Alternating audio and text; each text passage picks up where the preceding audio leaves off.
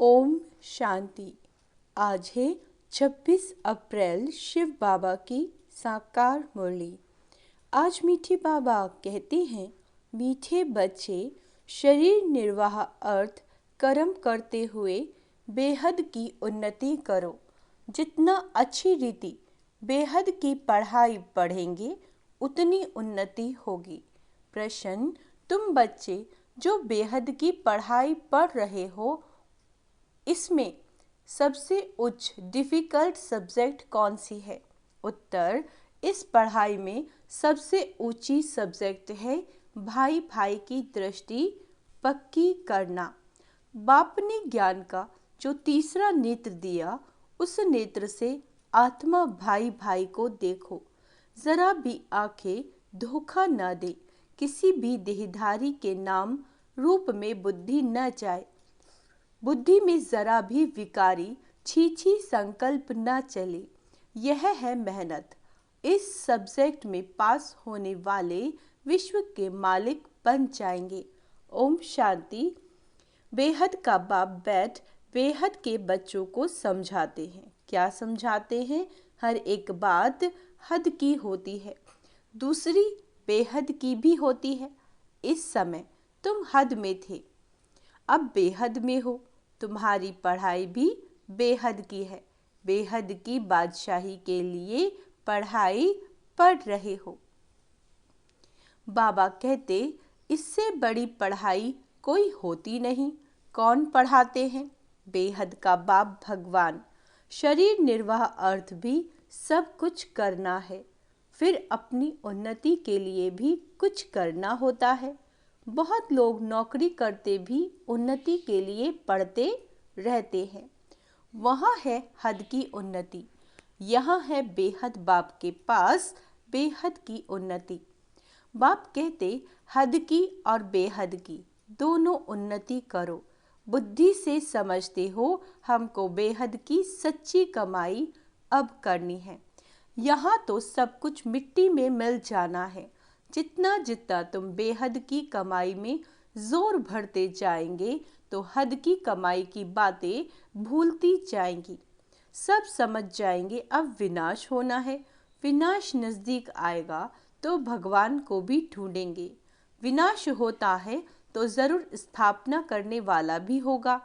दुनिया तो कुछ भी नहीं जानती। तुम प्रजापिता ब्रह्मा कुमार कुमारियाँ भी नंबरवार पुरुषार्थ अनुसार पढ़ाई पढ़ रहे हो। बाबा कहते, हॉस्टल में वह स्टूडेंट रहते हैं जो पढ़ते हैं, परंतु यह हॉस्टल तो न्यारी है। इस हॉस्टल में तो कई ऐसे भी रहते हैं जो शुरू में चले आए वह रह गए हैं। ऐसे ही आ गए, वैरायटी आ गए। ऐसे नहीं, सब अच्छे आए। छोटे छोटे बच्चे भी तुम ले आए। तुम बच्चों को भी संभालते थे, फिर उनमें कितने चले गए। बगीचे में फूल भी देखो, पक्षी भी देखो, कैसे टिकलू टिकलू करते रहते हैं। यह मनुष्य सृष्टि भी इस समय ऐसे है। हमारे में भी कोई सभ्यता नहीं थी। सभ्यता वालों की महिमा गाते थे, कहते थे, हम निर्गुण हारे में कोई गुण नहीं। भल कितने भी बड़े आदमी आते हैं, फील करते हैं कि हम रचयिता बाप और रचना के आदि मध्य अंत को नहीं जानते। फिर वह किस काम के? तुम भी कुछ काम के नहीं थे। अब तुम समझते हो बाप की कमाल। बाप विश्व का मालिक बनाते हैं। जो राजाई हमसे कोई भी छीन नहीं सकती। जरा भी कोई विघ्न डाल न सके। क्या से क्या, बाबा कहते, क्या से हम क्या बनते हैं। तो ऐसे बाप के श्रीमत पर जरूर चलना चाहिए। भल दुनिया में कितनी ग्लानि हंगामे आदि होते हैं। यह कोई नई बात नहीं, 5000 वर्ष पहले भी हुआ था। शास्त्रों में भी है, बच्चों को बताया है। यह जो भक्ति मार्ग के शास्त्र, वह फिर भक्ति मार्ग में पढ़ेंगे। इस समय तुम ज्ञान से सुख धाम में जाते हो, उसके लिए पूरा पुरुषार्थ करना चाहिए। जितना अब पुरुषार्थ करेंगे उतना कल्प कल्प होगा। अपने अंदर जांच करनी है कहाँ तक हम उच्च पद पाएंगे। यह तो हर एक स्टूडेंट समझ सकते हैं कि हम जितना अच्छा पढ़ेंगे उतना ऊंचा पद पाएंगे। यह हमसे होशियार है, हम भी होशियार बने। व्यापारियों में भी ऐसा होता है, मैं इनसे ऊपर जाऊं यानी होशियार बनूं। अल्पकाल के सुख के लिए मेहनत करते हैं। बाप कहते, मीठे मीठे बच्चों, मैं तुम्हारा कितना बड़ा बाप हूँ। साकारी बाप भी है तो निराकारी भी है, दोनों इकट्ठे हैं। दोनों मिलकर कहते हैं, मीठे बच्चे, अब तुम बेहद की पढ़ाई को समझ गए हो और तो कोई जानते ही नहीं। पहली बात तो हमको पढ़ाने वाला कौन? भगवान क्या पढ़ाते हैं? राजयोग। तुम राज ऋषि हो, वह है हठ योगी। वे भी हैं ऋषि परंतु हद के। वह कहते हैं, हमने घर बार छोड़ा, यह कोई अच्छा काम किया है क्या? तुम घर बार तब छोड़ते हो जब तुमको विकार के लिए तंग करते हैं। उनको क्या तंगी हुई? तुमको मार पड़ी तब तुम भागी हो। एक एक से पूछो, कुमारियों ने, स्त्रियों ने कितनी मार खाई तब चली आई। शुरू में कितने आए? यहाँ मिलता था ज्ञान अमृत, तो चिट्ठी ले आई कि हम ज्ञान अमृत पीने ओम राधे के पास जा रहे हैं। यह विकार पर झगड़ा हंगामा शुरू। बाबा कहते हैं, यहाँ विकार पर झगड़ा हंगामा शुरू से चलता आ रहा है। बंद तब होगा जब असुरी दुनिया का विनाश होगा, फिर आधा कल्प के लिए बंद हो जाएगा। अभी तुम बच्चे बेहद के बाप से प्रारब्ध लेते हो। बेहद का बाप सबको बेहद की प्रारब्ध देते हैं। हद का बाप हद की प्रारब्ध देते हैं, वह भी सिर्फ बच्चों को ही वर्षा मिलता है। यहाँ बाप कहते, तुम बच्ची हो या बच्चा, दोनों वर्षे के हकदार हैं। उस लौकिक बाप के पास भेद रहता है, सिर्फ बच्चों को वारिस बनाते हैं।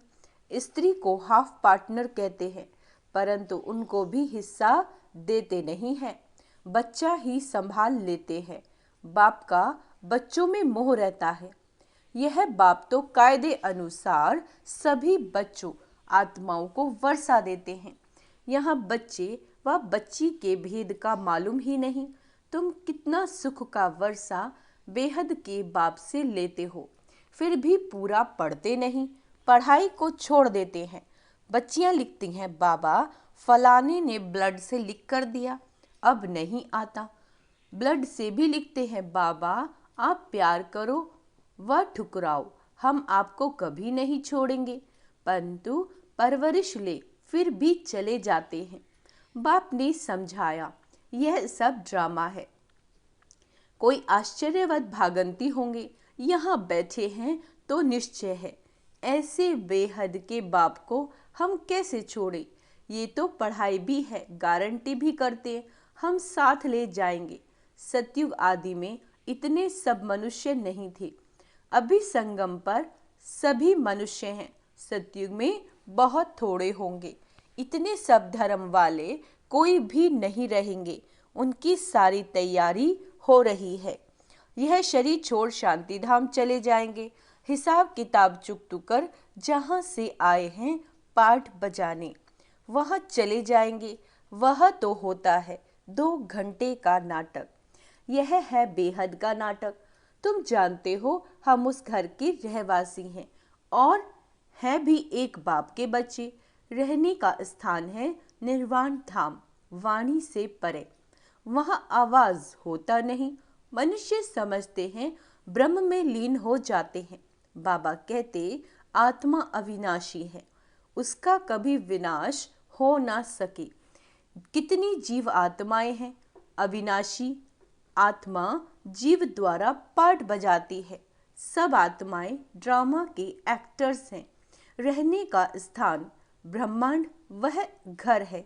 आत्मा अंडे मिसल दिखाई पड़ती है, वहाँ ब्रह्मांड में उनके रहने का स्थान है।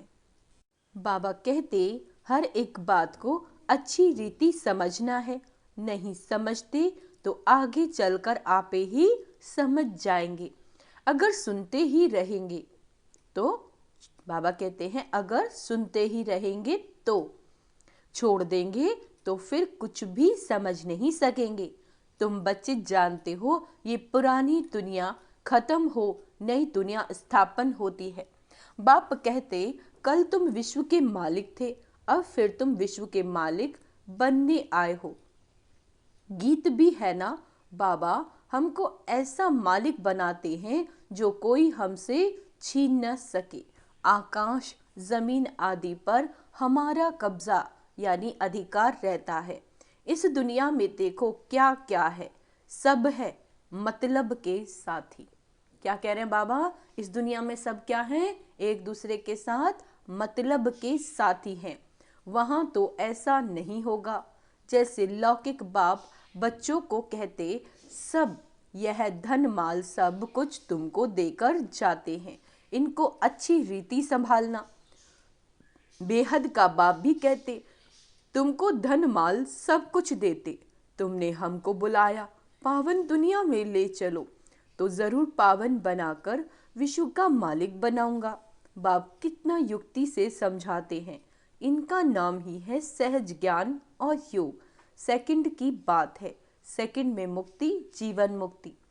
तुम अब कितना दूरदेशी बुद्धि हो गए हो। यही चिंतन होता रहे कि हम बेहद के बाप द्वारा पढ़ रहे हैं, हम अपने लिए राज्य स्थापन कर रहे हैं, तो उसमें हम उच्च पद क्यों ना पाएं, कम क्यों पाएं। राजधानी स्थापन होती है, उसमें भी मर्तबे होंगे ना, दास दासियां ढेर होंगे, वह भी बहुत सुख पाते हैं, साथ में महलों में रहेंगे, बच्चों आदि को संभालते होंगे, कितना सुखी होंगे। सिर्फ नाम है दास दासी, जो राजा रानी खाते वही दास दासियां भी खाते। प्रजा को तो नहीं मिलता, दास दासियों का भी बहुत मान है, परंतु उनमें भी नंबरवार। तुम बच्चे सारे विश्व के मालिक बनते हो, दास दासियां तो यहाँ भी राजाओं के पास होती हैं। बाबा कहते प्रिंसेस की जब सभा होती है, आपस में मिलते हैं तो फूल श्रृंगार किए हुए ताज आदि सहित होते हैं। फिर उसमें भी नंबरवार बड़ी शोभनिक सभा लगती है, उसमें रानियां नहीं बैठती, वह पर्दे में रहती हैं। यह सब बातें बाप समझाते हैं। उनको तुम प्राणदाता भी कहते हो, जिये दान देने वाला, घड़ी घड़ी शरीर छोड़ने से बचाने वाला है वह। वहाँ बाबा कहते हैं मरने की चिंता नहीं होती। यहाँ कितनी चिंता रहती है, थोड़ा कुछ होता है तो बुलाएंगे डॉक्टर को कि कहीं मर ना जाए। वहाँ डर की बात नहीं, तुम काल पर जीत पाते हो तो कितना नशा रहना चाहिए। पढ़ाने वाले को याद करो तो भी याद की यात्रा हुई। बाप टीचर सदगुरु को याद करो तो भी ठीक। जितना श्रीमत पर चलेंगे, मनसा वाचा कर्मणा पावन बनना है। बुद्धि में विकारी संकल्प भी न आए। वह तब होगा जब भाई भाई समझेंगे, बहन भाई समझने से भी छीछी हो जाते हैं। सबसे जास्ती धोखा देने वाली ये आंखें हैं। इसीलिए बाप ने तीसरा नेत्र दिया, तो अपने को आत्मा समझ भाई भाई को देखो। इसको कहा जाता है ज्ञान का तीसरा नेत्र। बहन भाई भी फेल होते हैं तो दूसरी युक्ति निकाली जाती है, अपने को भाई भाई समझो। बड़ी मेहनत है। सब्जेक्ट होती है ना, कोई बहुत डिफिकल्ट सब्जेक्ट होती है, ये पढ़ाई है। इसमें भी ऊंची सब्जेक्ट है, तुम किसी के भी नाम रूप में नहीं फंस सकते हो। बहुत बड़ा इम्तिहान है, विश्व का मालिक बनना है। मुख्य बात बाप कहते भाई भाई समझो, तो बाबा कहते बच्चों को इतना पुरुषार्थ करना चाहिए, परंतु चलते चलते कितने ट्रेटर भी बन पड़ते हैं। यहाँ भी ऐसे होता है, अच्छे अच्छे बच्चों को माया अपना बना लेती है। तब बाप कहते मुझे फारकती भी दे देते हैं, डिवोर्स भी देते हैं। फारकती बच्चे और बाप की होती है और डिवोर्स स्त्री और पति का होता है। बाप कहते हमको दोनों मिलते हैं। अच्छी अच्छी बच्चियां भी डिवोर्स देकर जाकर रावण की बन जाती हैं। वंडरफुल खेल है ना, माया क्या नहीं कर देती। बाप कहते हैं माया बड़ी कड़ी है, गायन है गज को ग्रह ने खाया। बहुत गफलत कर बैठते हैं, बाप से बेअदबी करते हैं तो माया कच्चा खा लेती है। माया कब कच्चा खाती है? जब बाप से बेअदबी करते हैं। माया ऐसी है जो कोई कोई को एकदम पकड़ लेती है। अच्छा, बच्चों को कितना सुनाए, कितना सुनाऊं, मुख्य बात है अल्फ। मुसलमान भी कहते सवेरे उठ अल्फ को याद करो, यह वेला सोने की नहीं। इस उपाय से ही विकर्म विनाश होंगे। क्या कह रहे हैं बाबा? सुबह उठकर बाबा को याद करने से ही विकर्म विनाश होंगे और कोई उपाय नहीं। बाप तुम बच्चों के साथ कितना वफादार है, कभी तुमको छोड़ेंगे नहीं। आई ही है सुधार कर साथ ले जाने। याद की यात्रा से ही तुम सतो प्रधान होंगे, उस तरफ जमा होता जाएगा। बाप कहते अपना चौपड़ा रखो, कितना याद करते हो। आज बाबा ने क्या कहा है? चौपड़ा रखो कि कितना घंटे याद करते हो, कितनी सर्विस करते हो। व्यापारी लोग घाटा देखते हैं तो खबरदार रहते हैं, घाटा नहीं डालना चाहिए, कल्प कल्पांतर का घाटा पड़ जाता है। अच्छा, मीठे मीठे सिक्के लदे बच्चों प्रति माता पिता बाप दादा का याद प्यार और गुड मॉर्निंग। रूहानी बाप की रूहानी बच्चों को नमस्ते। हम रूहानी बच्चों की रूहानी बाप दादा को याद प्यार, गुड मॉर्निंग, नमस्ते मीठे बाबा, शुक्रिया बाबा, शुक्रिया। धारणा के लिए मुख्य सार। बाबा कहते हैं मनसा वाचा कर्मणा पावन बनना है। बुद्धि में विकारी संकल्प भी ना आए। अंडरलाइन करेंगे, बुद्धि में विकारी संकल्प तक नहीं आने चाहिए। इसके लिए आत्मा भाई भाई हूँ, यह अभ्यास करना है। किसी के नाम रूप में नहीं फंसना। जैसे बाप वफादार बच्चों को सुधार कर साथ ले जाते हैं, ऐसे वफादार रहना है। कभी भी फारकती या डिवोर्स नहीं देना। वरदान सदा हल्के बन, बाप के नैनों में समाने वाले सहज योगी भन। बाबा कहते हैं सदा हल्के बन, बाप के नैनों में समाने वाले सहज योगी भव।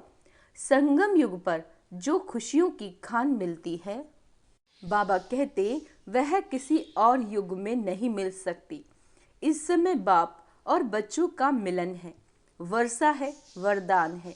वर्षा अथवा वरदान दोनों में मेहनत नहीं होती, इसीलिए आपका टाइटल ही है सहज योगी।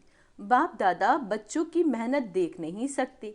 कहते हैं बच्चे अपने सब बोझ बाप को देकर खुद हल्के हो जाओ। इतने हल्के बनो, इतने हल्के बनो जो बाप अपने नैनों पर बिठाकर साथ ले जाए। बाप से स्नेह की निशानी है सदा हल्के बन, बाप की नजरों में समा जाना। स्लोगन है नेगेटिव सोचने का रास्ता बंद कर दो। क्या कह रहे हैं बाबा? नेगेटिव सोचने का, किसी की बुराई, किसी की निंदा, ये सब करने का बचे, रास्ता बंद कर दो तो सफलता स्वरूप बन जाएंगे। अच्छा, ओम शांति। तो आज का स्वमान अभ्यास करेंगे।